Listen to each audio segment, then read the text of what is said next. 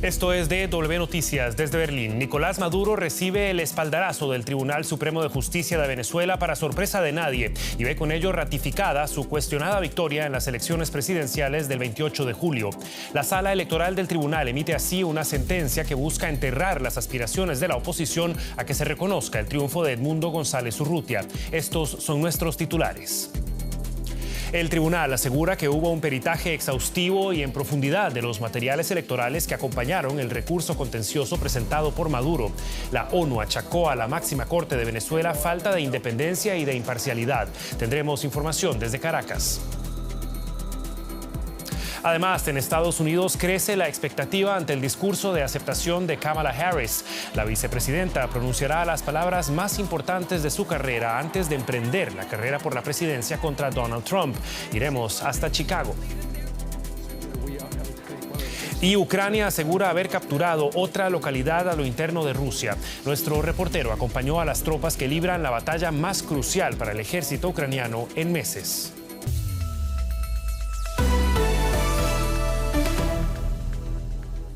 Los saluda Javier Arguedas. Gracias por informarse con nosotros. El Tribunal Supremo de Justicia de Venezuela, controlado por el chavismo, validó este jueves la reelección de Nicolás Maduro como presidente del país en medio de múltiples denuncias de fraude. Esto luego de que el Consejo Nacional Electoral lo proclamara ganador de las presidenciales del 28 de julio sin haber mostrado al público las actas del escrutinio de votos hasta el día de hoy.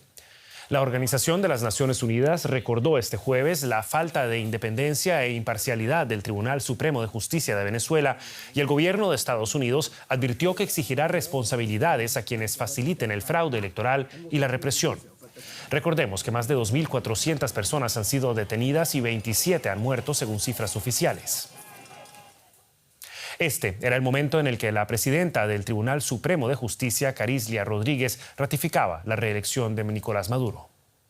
Certifica de forma inobjetable el material electoral peritado y convalida esta sala los resultados de la elección presidencial del 28 de julio del 2024 emitidos por el Consejo Nacional Electoral, donde resultó electo el ciudadano Nicolás Maduro Moros como presidente de la República Bolivariana de Venezuela para el período constitucional 2025-2031. Así se... Y el periodista Oscar Schlenker se encuentra en Caracas siguiendo minuto a minuto los pormenores de esta disputa electoral. Oscar, ¿qué tal? Un gusto saludarte. Bueno, las transmisiones de la televisión pública venezolana recordaban el carácter definitivo del pronunciamiento del tribunal. ¿Pone el chavismo con esto ya punto final a la disputa electoral? Bueno, este era el anuncio que se esperaba para legitimar a Nicolás Maduro por parte del oficialismo, ya que el TSJ solo ordenó al Consejo Nacional Electoral a publicar el resultado que dieron en las elecciones, que anunciaron, más no las actas, que es lo que demuestra la validez de ese resultado. Tanto las actas como el resto del material electoral se mantendrá bajo resguardo del tribunal. Pero la disputa electoral continúa porque además el TSJ instó al Ministerio Público a investigar los presuntos delitos electorales y ataques cibernéticos y ordenó sanciones contra Edmundo González Urrutia por desacatar las comparecencias ante la sala electoral del TSJ. Así que esta disputa ahora pasa a una investigación del Ministerio Público que implica usurpación de funciones, forjamiento de documentos, conspiración y otros delitos que aplicarán a la oposición, pero que profundiza la crisis política en Venezuela. La pregunta ahora, Oscar, por supuesto, es dónde deja esto a la oposición en torno a María Corina Machado y, por supuesto, Edmundo González Urrutia. ¿Se sabe qué pasos van a tomar para luchar por el reconocimiento de lo que aseguran fue un arrasador triunfo en las urnas? Ya Edmundo González Urrutia y María Corina Machado emitieron un comunicado donde explican que cualquier decisión del TSJ es nula por no estar facultada según la Constitución. Hoy también enfatizan que la soberanía del pueblo cae sobre el pueblo, dando a entender que mantienen la convicción de haber vencido en las urnas a Maduro. Es importante también el comunicado que difundió más temprano la misión de determinación de los hechos de las Naciones Unidas, donde alertan que tanto el Tribunal Supremo de Justicia y el Consejo Nacional Electoral no son instituciones independientes ni imparciales. Esto aísla aún más al oficialismo y complica la resolución del conflicto de manera diplomática. Así que podemos esperar un aumento en la crisis política tanto a nivel nacional como internacional. Mucha tela que cortar todavía en la disputa electoral en Venezuela. Era el análisis de Óscar Schlenker desde Caracas. Muchas gracias, Óscar. Y por supuesto, las repercusiones de estas disputas van más allá de las fronteras de Venezuela. En la ciudad más grande de todo el continente americano, Sao Paulo, la diáspora venezolana sigue protestando y pide acciones más contundentes al presidente Luis Ignacio Lula da Silva, alternando entre el miedo y la esperanza. Hijo de una brasileña y un venezolano, este músico nunca dudó a dónde ir en 2020 cuando decidió huir de la crisis económica en Venezuela. Muchos músicos de su grupo ya habían dejado Caracas después del cierre del Instituto Cultural Brasil-Venezuela en 2019 durante el gobierno de Jair Bolsonaro. Hoy Carlos Socolo toca en las calles de Sao Paulo y visita los espacios que lo acogieron cuando más lo necesitó. Creo que este es el momento pico, donde es como si tú tuvieras un abismo y ya sabes, lo caminaste, te detuviste, pero ya está en un momento o te regresas de verdad o te vas al precipicio. O sea, no hay forma de arreglar el país. Y cuando digo que no hay forma de arreglar el país es que caemos en una dictadura más férrea todavía. Carlos busca en las redes sociales las noticias sobre lo que sucede en su tierra natal y desconfía de los medios de comunicación tradicionales venezolanos. Yo me siento de principio muy preocupado porque yo tengo mi hija viviendo allá, estudiando allá, su mamá y parte de mi familia paterna, pero me preocupa mucho la parte de la represión, de que le vayan cortando cada vez más la capacidad de manifestar a las personas. La represión llevada a cabo por policías y colectivos también es la mayor preocupación de esta manicurista, que dejó Caracas hace 6 años tras la muerte de un compañero en el transporte público. Según datos independientes, al menos 23 manifestantes habrían sido asesinados desde las elecciones del 28 de julio y 1.400 detenidos, algunos de ellos en las llamadas operaciones Tuntún. Esta es la casa de un activista y por estar a favor de la oposición entran a su casa violentando las puertas, y así hacen no solamente con los activistas, así hacen con cualquier civil. Vivo con miedo, no quiero que mi imagen sea expuesta porque yo sé que opinar en contra del gobierno de mi país puede traer represalias contra mi familia. Frente a las noticias que recibe de Caracas, ella oscila entre la esperanza y el miedo. El futuro de Venezuela a corto plazo lo veo difícil, veo situaciones muy difíciles, no siento que vaya a ser fácil. Si se vienen sanciones y bloqueos más fuertes por este golpe de Estado que está dando el gobierno, este autogolpe que está dando el gobierno, creo que las sanciones van a perjudicar mucho lo que es la vida de ellos estando en Venezuela. Con miedo, la joven evita las protestas realizadas en el centro de Sao Paulo desde el día de las elecciones. Brasil es el tercer destino principal de los inmigrantes venezolanos. De los casi 8 millones de emigrados, 568.000 están en Brasil, que impone menos barreras burocráticas que países como Perú y Chile.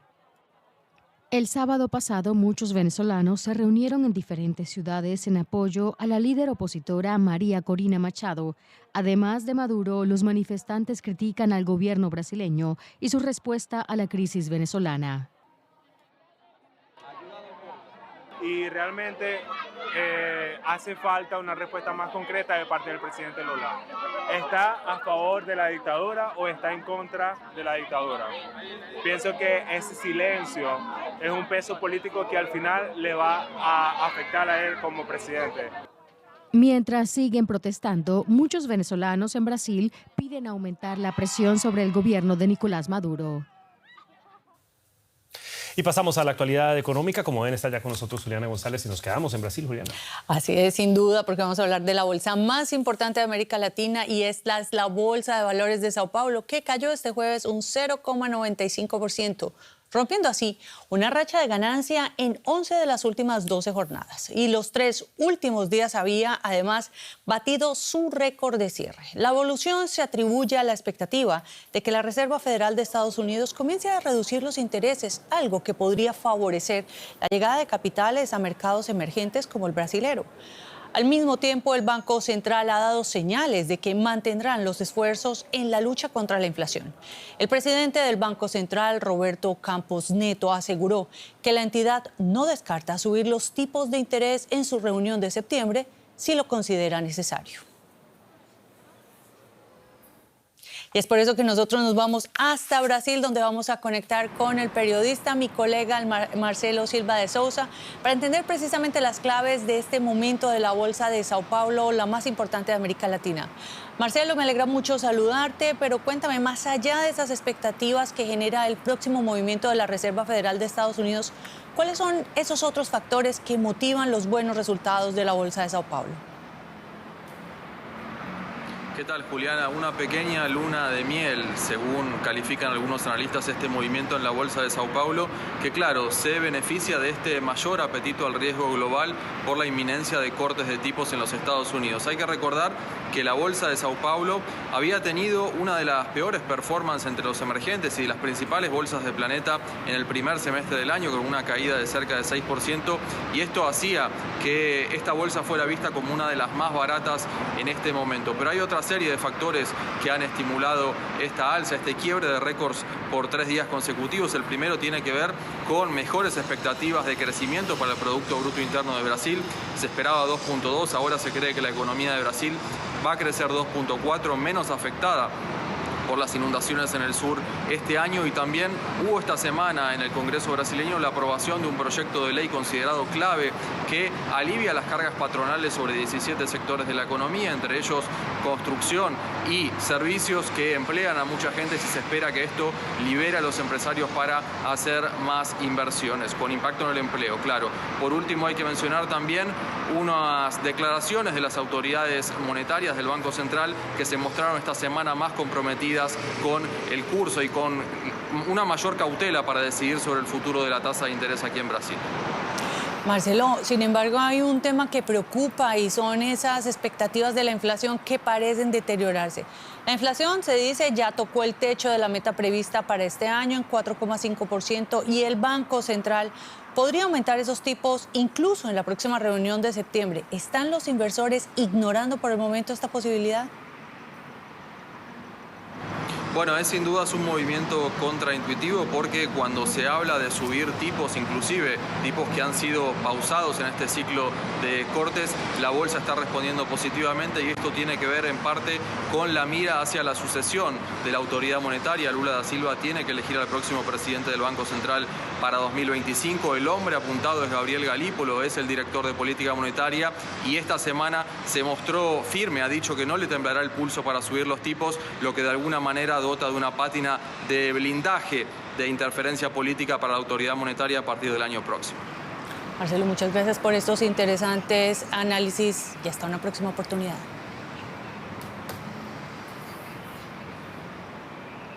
Bueno, dejamos Brasil para hablar de la larga convención demócrata. Javier, 4 días. Efectivamente, ahora es la cúspide. Las miradas, por supuesto, están puestas en la candidata del Partido Demócrata, porque hoy jueves, como bien decías, termina la convención del Partido Demócrata estadounidense en Chicago y es el día más importante. Kamala Harris se dirigirá a los delegados de su partido para aceptar la candidatura a la presidencia del país, que enfrentará a Kamala Harris con el candidato de los republicanos, Donald Trump, en las elecciones de noviembre. La actual vicepresidenta ofrecerá el que se considera el discurso más importante de toda su carrera. Se prevé que en su intervención ante la Convención Demócrata cuente su historia personal al pueblo estadounidense y contraste su optimismo con el tono más negativo del republicano Donald Trump. En la convención de este año, reconocidas personalidades del entorno demócrata han formalizado su apoyo a Kamala Harris, entre otros los expresidentes Bill Clinton y Barack Obama. Y establecemos contacto con la ciudad de Chicago, donde se realiza la convención del Partido Demócrata. Allí se encuentra el periodista José Díaz Briceño, siguiendo minuto a minuto la acción de la convención demócrata. ¿Qué tal, José? Un gusto saludarte nuevamente. Bueno, la expectativa es, por supuesto, enorme previo al discurso de Kamala Harris. ¿Qué se espera de la candidata demócrata esta noche? Así es, los ánimos ya muy ansiosos aquí dentro del United Center, la sede de esta Convención Nacional Demócrata, que ha debido reinventarse completamente en menos de un mes. Recordemos, hace un mes justamente el presidente Joe Biden seguía siendo el candidato y no fue sino hasta una renuncia alrededor del 21 de julio, después de que se le cuestionara su capacidad cognitiva, que se le dio paso a Kamala Harris para ser la nominada del Partido Demócrata a la Casa Blanca para las elecciones de noviembre. Los tres temas que se han adelantado, que serán parte del discurso de la actual vicepresidenta Harris, serán el tema del optimismo. Ya el expresidente Bill Clinton decía ayer que la señora Harris debía ser la candidata de la alegría. También otro tema importante será el tema de la clase media y cómo ella surgió de ella. Recordemos, ella es hija de inmigrantes de la India y de Jamaica. Por último, el tema del patriotismo, y este es un tema estratégico, buscan arrebatarle a los republicanos el tema del nacionalismo, asociándolo directamente al tema de la libertad y específicamente de los derechos que se han conquistado, particularmente el derecho de decidir de las mujeres, que se ha visto coartado apenas el año pasado. José, mientras tanto, del otro lado del pasillo, los republicanos critican duramente los discursos de los demócratas que hemos visto hasta ahora, principalmente por no hablar realmente de las políticas que la vicepresidenta, que ya está en la Casa Blanca, quiere implementar. ¿Qué estrategia están siguiendo para contrarrestar el impulso que lleva la campaña de Harris? Así es, en estos momentos todavía no hay una cita de políticas larga que haya hecho la candidata Harris y sin embargo ya el expresidente Donald Trump, el rival republicano de Harris, está en estos momentos en la frontera con México, en Arizona, pues ha decidido lanzar esta visita de última hora a la frontera, pues considera es el tema de más debilidad para Harris. Recordemos que a principios de la administración Biden, Harris estuvo comisionada para la diplomacia con los países de Centroamérica y México para pues detener las causas que causaban la migración, y es por eso que el expresidente Trump cree que ahí hay una debilidad que seguirán empujando. El tema de la migración es clave para los votantes republicanos, pero no tanto para los votantes demócratas, y es ahí donde los republicanos siguen en un acertijo que no han sabido cómo resolver, cómo atender a los moderados y a los jóvenes demócratas que principalmente latinos y afroamericanos habían simpatizado inicialmente con el expresidente Donald Trump. Una batalla por los discursos y también por los moderados en Estados Unidos. Era el reporte de José Díaz Briceño desde la Convención Demócrata en Chicago. Gracias, José. Estaremos muy pendientes.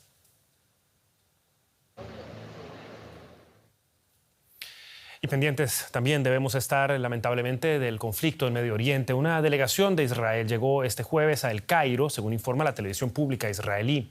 Los diálogos para buscar un alto el fuego en Gaza se reanudan este sábado, pero no hay certeza de que se llegue a un acuerdo, a pesar de declaraciones muy optimistas de la representante de Estados Unidos ante el Consejo de Seguridad de las Naciones Unidas. Entre tanto, Israel continúa con sus ataques en la Franja de Gaza.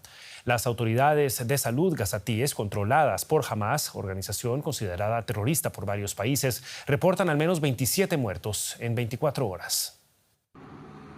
Empacan de nuevo sus vidas porque Israel emite nuevas órdenes de evacuación. Para estos habitantes de Gaza, desplazados una vez más en Han Yunis, se acaban las esperanzas.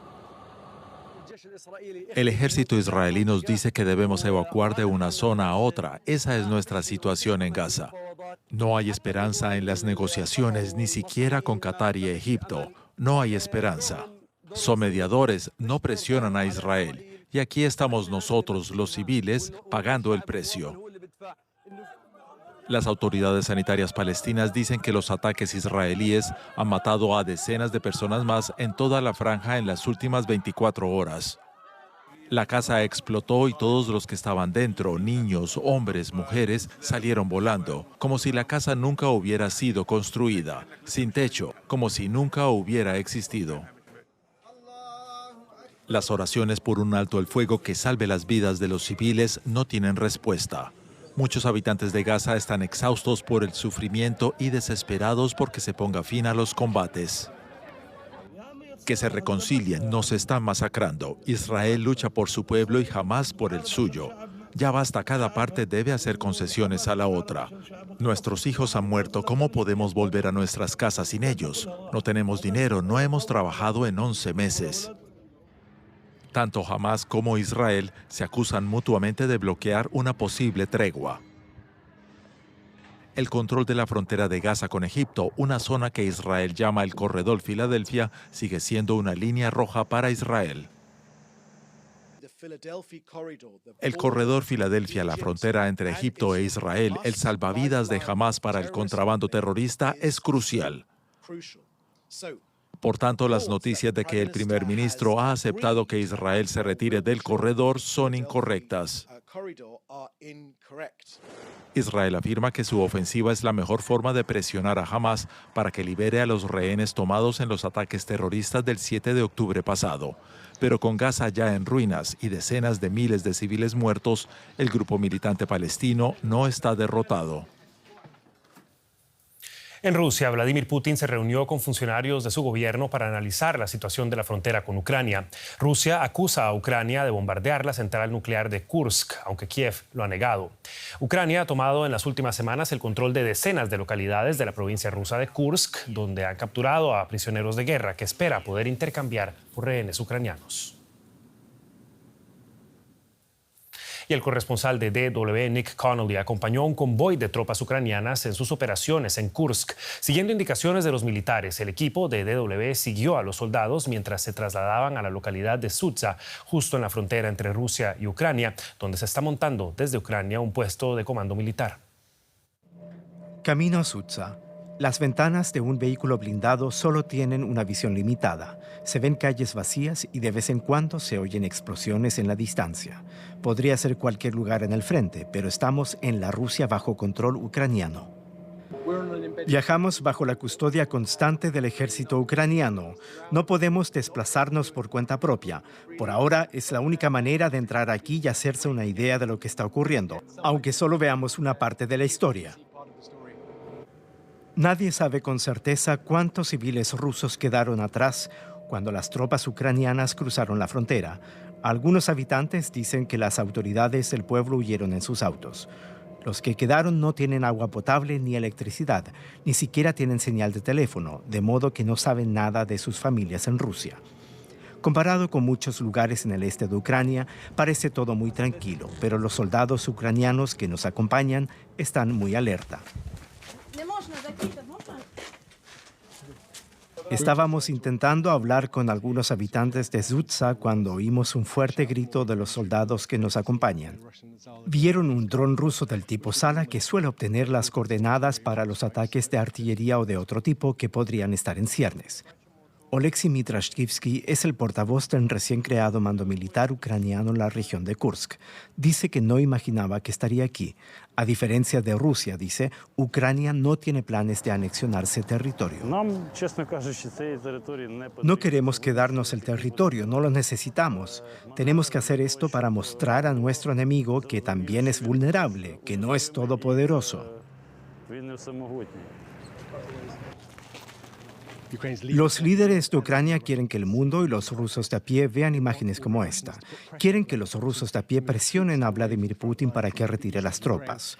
Por ahora no lo están haciendo. No están retirando tropas del Donbass. Los ucranianos esperan que cuando pase más tiempo y ocupen más territorio ruso, Rusia se verá obligada a reducir sus tropas en Ucrania.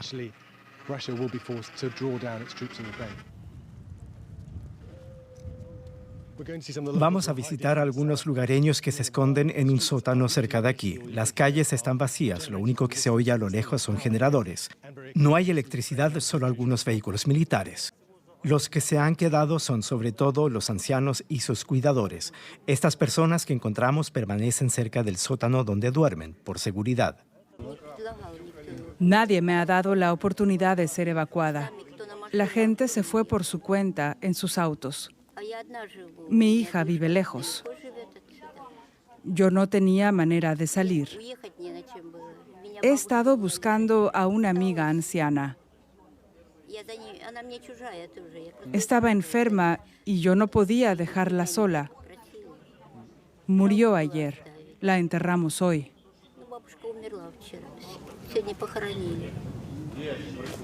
Muchas personas han perdido sus casas debido al cruce de artillería entre las tropas ucranianas y rusas en el área de Sutsa. Mi casa fue bombardeada, solo quedó un cráter. Pasó ayer, yo estaba aquí. La casa quedó destruida. Se habla de establecer corredores humanitarios que permitan a estos civiles llegar a las zonas bajo control ruso. Pero hasta ahora son solo palabras. Ese día vine a trabajar a Sutsa. No entendíamos lo que estaba pasando. Estoy aquí desde entonces. Mis padres volvieron al pueblo. Ellos tienen 84 y 83 años. No sé nada de ellos y ellos no saben nada de mí. Ocurre algo inesperado. El ucraniano saca su portátil para mostrar a los civiles rusos un video grabado en Bucha, una ciudad ucraniana donde se acusa a los rusos de crímenes de guerra cuando controlaban la zona. Los rusos están agotados, apenas capaces de asimilar la información. Este momento dice más de cómo se sienten los soldados ucranianos que de la opinión de los rusos sobre la guerra. Algunos soldados parecen pensar que si los rusos ven lo que se ha hecho en su nombre, quizás cuestionen a Putin y lo que él llama la operación militar especial en Ucrania. No hay tiempo para más. Nos dicen que es hora de irnos. Y es tiempo de hacer un repaso de otras noticias que estamos siguiendo para ustedes a esta hora. En la ciudad surcoreana de Bucheon, un incendio se cobró la vida de al menos 7 personas y dejó una docena de heridos. Las víctimas están siendo atendidas en hospitales cercanos. Aún se desconocen las causas del incidente. Al menos 8 migrantes se ahogaron cuando su bote se volcó en el río Drina cuando trataban de cruzar de Serbia a Bosnia. Cerca de 25 personas iban a bordo, la mayoría de Siria. Muchos inmigrantes usan la llamada ruta de los Balcanes a través de Serbia, camino a Europa Occidental. Y en la ciudad española de Alicante tuvo lugar un rescate heroico. Un albañil de origen brasileño salvó a un niño de caer de un balcón. Felipe David, que estaba trabajando en el edificio, vio al niño colgando de un segundo piso, trepó y lo puso a salvo.